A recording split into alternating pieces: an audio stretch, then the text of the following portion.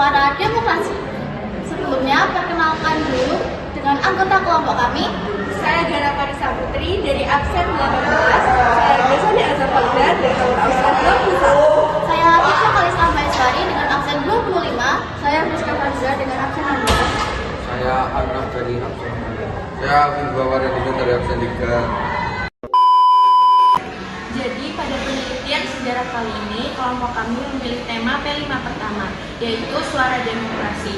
Karena pada P5 pertama ini menceritakan tentang partisipasi bersama untuk membuat APK ataupun BK yang digunakan untuk menyuarakan demokrasi calon kandidat OSIS SMAN 2 Kediri. Pada kali ini saya akan menjelaskan tentang heuristik. Heuristik pertama ini adalah yang pertama, random dari wadah pertama yaitu penjualan suara demokrasi.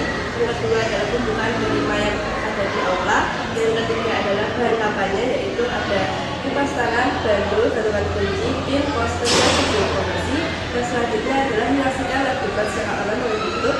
Dan selanjutnya adalah ada pengira yang diadakan di aula. Dan kampanye akbar yang dilaksanakan di lapangan utama.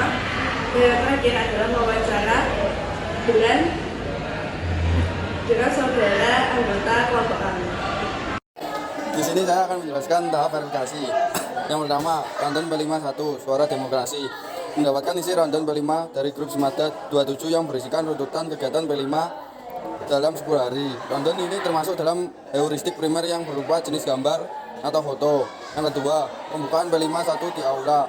Dalam pembukaan P51 ini yang membahas dan memberikan informasi mengenai bagaimana pelaksanaan P51 kali ini. Diskusi teknik kampanye. Pembukaan P5 ini terlaksanakan di aula termasuk heuristik primer dan berupa jenisnya. Informasi lisan, dan dalam pembukaan ini terdapat bukti foto terjadinya peristiwa tersebut. Yang ketiga, wawancara oleh kakak dari Friska. Bagaimana perasaan kakak ketika adik Anda melaksanakan kegiatan P5? Apakah dari kegiatan P5 tersebut terdapat hal yang merugikan untuk Anda? Menyaksikan live debat kedua secara online. Setiap kelas diwajibkan menyaksikan live debat kedua yang membahas tentang seputar ekstrakurikuler yang ada di Semada. Live debat ini termasuk heuristik primer yang berupa lisan.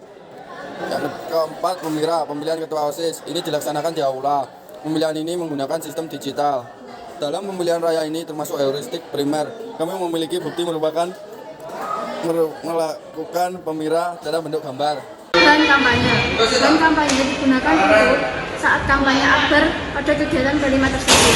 Lapangan utama sebagai tempat berlangsungnya kampanye akbar. Kali ini saya akan membahas tentang interpretasi.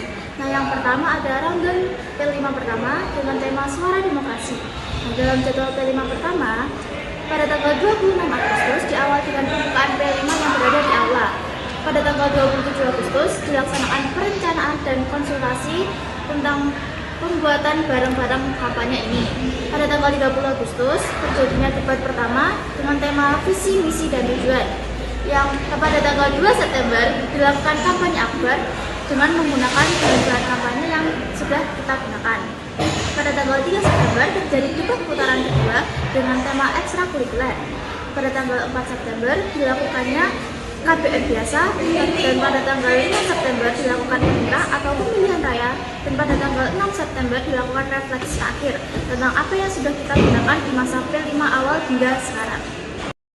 Bahan kampanye. Kipas tangan tidak hanya digunakan saat kegiatan kampanye saja, melainkan juga berguna ketika sedang kepanasan. Bandul digunakan untuk aksesoris di kepala saat kegiatan kampanye akbar. Gantungan kunci digunakan sebagai hiasan.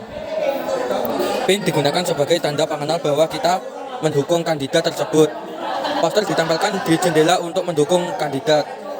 Video promosi sebagai dokumentasi dengan cara mengupload video ke medsos. Pembukaan P5. Pada pembukaan tersebut siswa atau siswi dari kelas 10 diwajibkan untuk datang ke aula secara bergilir.